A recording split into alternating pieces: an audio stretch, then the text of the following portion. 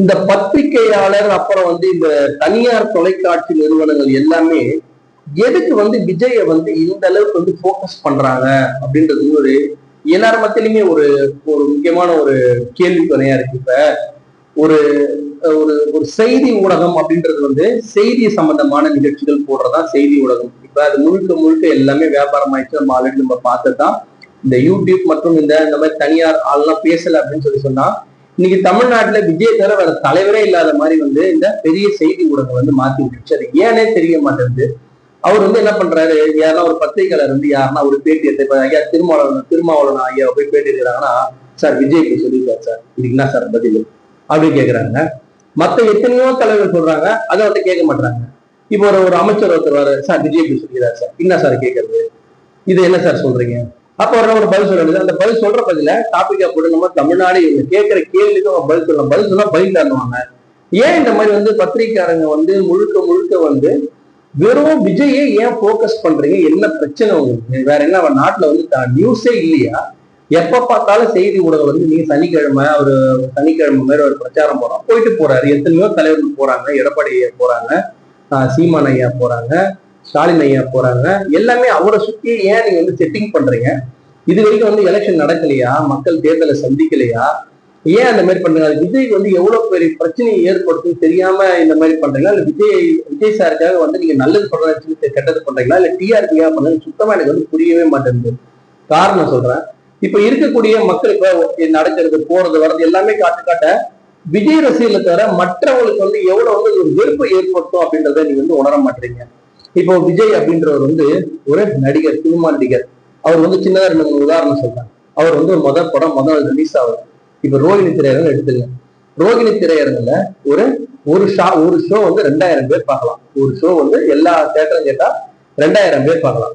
5 show வருதுன்னு வச்சுங்களேன், ஒரு 10,000 பேர் பார்க்கலாம். முதல் நாள் மட்டும் விஜய் சார் படமோ, அஜித் சார் படமோ, ரஜினி சார் படமோ, மேலும் சில நடிகர். ஆனா இந்த 3 நடிகர் தான் மாசான ஒரு இன்ட்ரோடக்ஷன். இந்த நடிகர்களுக்கு எல்லாருக்குமே நம்ம விஜய் சாரை பத்தி பேசுவோம், விஜய் சாரை பத்தி மட்டும் பேசுவோம். ஒரு நாளைக்கு மட்டுமே ரோகிணி திரையரங்குல ஒரு 10,000 பேர் சினிமா பாக்குறாங்க. ஒரு திரையரங்குல மட்டும் முதல் நாள். இப்ப ஒரு இடத்துக்கு வராரு. இப்ப அங்க ஒரு உதாரணத்துக்கு லாஸ்ட் டைம் நாகர்கோவில் போனாரு. அங்க ஒரு உதாரணத்துக்கு ஒரு 10 தியேட்டர் கூட்டம் வச்சுங்க. 10 தியேட்டர் கூட்டம் ஃபர்ஸ்ட் நாள் படம் பார்க்கலாம். விஜயதசமி போய் படம் பார்ப்பாங்க. 10 தியேட்டர்ல எத்தனை பேர் போய் பார்ப்பாங்க? 20,000 பேர் போய் பார்ப்பாங்க. அந்த 10 பேர் கூட்டம் மொத்தமா இருந்தா எப்படி இருக்கும்? அதுதான் ஒரு பிரச்சாரத்துல இருக்கிற கூட்டம். அதுக்கு நீங்க முன்ன பின்ன நீங்க இப்ப செய்தி ஊடகங்கள் இருக்கிறவங்க எல்லாருமே பாத்தீங்கன்னா சின்ன சின்ன பசங்க இப்பதான் வேலையில ஜாயின் பண்ணிருப்பீங்க. கொஞ்சம் வயசான எடிட்டர் எல்லாம் நீங்க ஓரம் கட்டிட்டு இருப்பீங்க. இப்ப யங்ஸ்டர்ஸ் தான் அப்படியே அங்க இங்கே போயிட்டு இருப்பீங்க. அதுல நீங்க பேசுறது, யங்ஸ்டர்ஸ் பேசுறது எல்லாமே பாத்தீங்கன்னா இந்த சினிமா சம்பந்தப்பட்ட விஷயங்களே பேசி பேசி என்ன ஆயிட்டீங்கன்னா, அவரு தான் நம்ம தமிழ்நாட்டை காப்பாற்ற வந்த ஒரு தலைவராட்ட என்ன பண்ண ஆரம்பிச்சிட்டீங்க. நீங்க எதுக்கு எடுத்தாலும் உங்களுக்கு பழசும் தெரிய மாட்டேங்குது, ஒண்ணும் தெரிய மாட்டேங்குது. இதை விட பயங்கரமான கமலஹாசனுக்கே வந்தது. நீங்க அதையே இவ்வளவு பெருசா பேசல. ஏன்னா நீங்க எல்லாம் அப்போ கமல்ஹாசனோட ரசிகலா இருக்க மாட்டீங்க. இப்ப இருக்க செய்தி ஊடகங்கள் இருக்கிற 10 பேர் அதுல 1-2 பேர் கண்டிப்பா விஜய் ஃபேனா இருப்பீங்க. அவங்க என்ன பண்றீங்கன்னா, இது அப்படியாப்பட்ட கூட்டம், இப்படியாப்பட்ட கூட்டம். ஒரு செய்தி வாசிப்பாளர் கூட பாத்தீங்கன்னா ஒரு 30-40 வயசு மேல ஆள் கிடையாது. அவங்க பெரிய ஆளா தான் அவங்க பேசுவாங்க. எல்லாருமே இந்த மாதிரி கூட்டத்தை பாத்துக்க மாட்டாங்க. முன்ன பின்ன 2006 விஜயகாந்த் ஐயா வரும்போது அந்த கூட்டம் எல்லாம் நீங்க பாத்துருந்தீங்கன்னா என்ன ஆயிருக்கு? அந்த மாதிரியான ஒரு கூட்டம். நம்ம சிரஞ்சீவி எல்லாம் நம்ம போய் நேரா பார்த்தது கிடையாது. கமலஹாசன் கூட இந்த வீடியோல இருக்கு, எடுத்து பாக்கலாம். கமலஹாசன் ஐயா மாநாடா இருந்து அவ்வளவு கூட்டம் இருந்தது.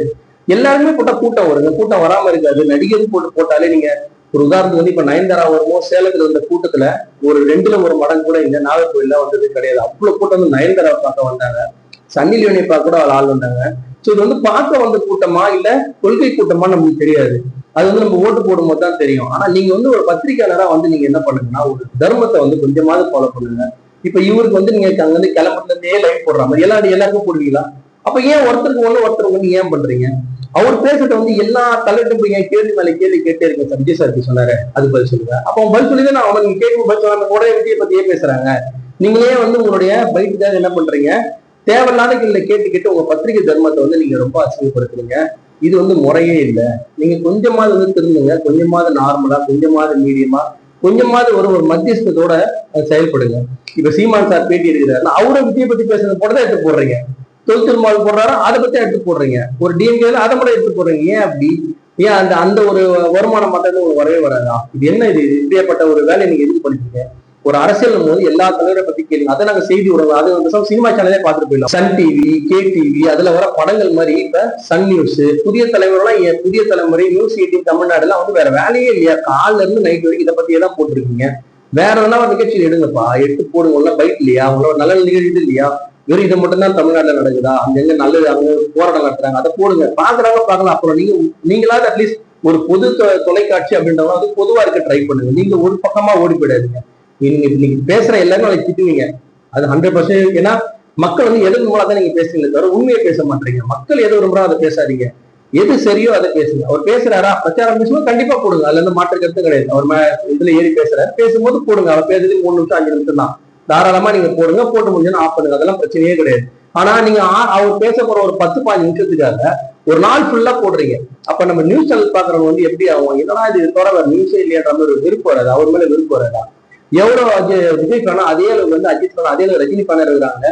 அவங்க பார்த்து அவருக்கு வந்து நல்லதா பண்ணுவாங்க. என்னன்னா இவங்க பிஏவல் ஆட்டம் போடுறாங்கன்னு சொல்லி எதிர்த்து ஓட்டு போட மாட்டாங்களா? அதில் முடிஞ்ச அளவுக்கு என்ன பண்ணுங்கன்னா, நீங்க அவரை வந்து இந்த சின்ன பசங்களா, சின்ன செய்தியாளர் நிருபரெல்லாம் என்ன பண்ணுங்க, கொஞ்சம் மாறுங்க. கொஞ்சம் பழைய வீடியோஸ் எல்லாம் பாருங்க, பழைய நிகழ்ச்சிகளை சேகரிச்சு பாருங்க. பழைய தலைவர்கள் என்னென்ன பேசுகிறோம் எடுத்து பார்த்துட்டு எதை போடணுமோ அதை மட்டும் கேள்வி எல்லாம் கேளுங்க. நாட்டுக்கு தேவையானதை கேளுங்க. நாட்டுக்கு தேவையான கேள்விகளை கேளுங்க. நாட்டுக்கு தேவையான நிகழ்ச்சிகளை போடுங்க. வெறும் இது மட்டும்தான் நாடு நிகழ்ச்சின்னு போட்டு பாக்குற எங்களை மாதிரி ஆளுங்களையும் வந்து கடுப்பேற்றி ரொம்ப ஒரு டென்ஷன் பண்ணாம ஒரு நியூஸ், ஒரு தொலைக்காட்சி, ஒரு செய்தி தொலைக்காட்சி என்ன மாதிரி செயல்படணுமோ அந்த மாதிரி செயல்பட முயற்சி செய்யுங்க.